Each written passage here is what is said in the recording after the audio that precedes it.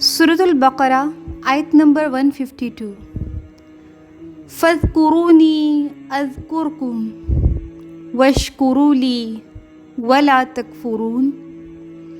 پس تم مجھے یاد رکھو، میں تمہیں یاد رکھوں گا، اور میرا شکر کرو، میری ناشکری نہ کرو۔ ذکر کا مطلب ہے ہر وقت اللہ کو یاد کرنا، یعنی اس کی تسبیح، تحلیل اور تکبیر بلند کرنا، اور ہر وہ عمل کرنا جو قرآن و سنت کے مطابق ہو اور جس میں اللہ کی اطاعت ہو۔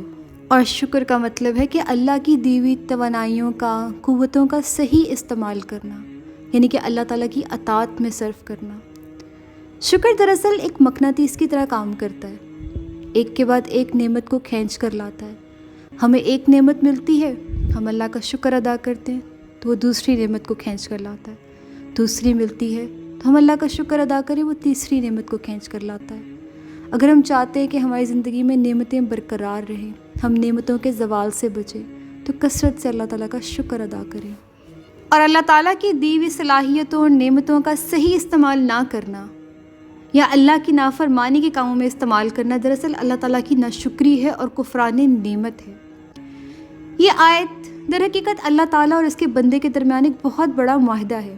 ایک حدیث قدسی میں اس کی وضاحت اس طرح ملتی ہے، اللہ تعالیٰ فرماتے ہیں، میرا بندہ جب مجھے یاد کرتا ہے تو میں اس کے پاس ہوتا ہوں، اگر وہ مجھے اپنے دل میں یاد کرتا ہے تو میں بھی اسے اپنے جی میں یاد کرتا ہوں، اور اگر وہ مجھے محفل میں یاد کرتا ہے تو میں اسے اس سے بہت بہتر محفل میں یاد کرتا ہوں۔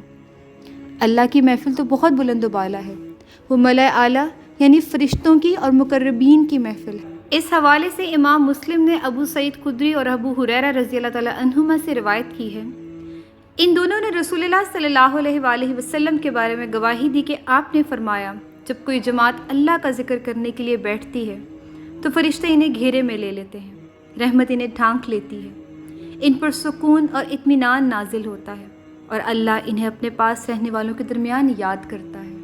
اللہ تعالیٰ سے یہی دعا ہے کہ اللہ تعالیٰ ہمیں توفیق دے کہ ہم اللہ تعالیٰ کا ذکر اور اس کا شکر بلند کریں۔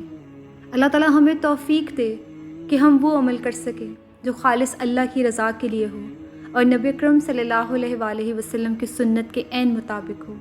آمین۔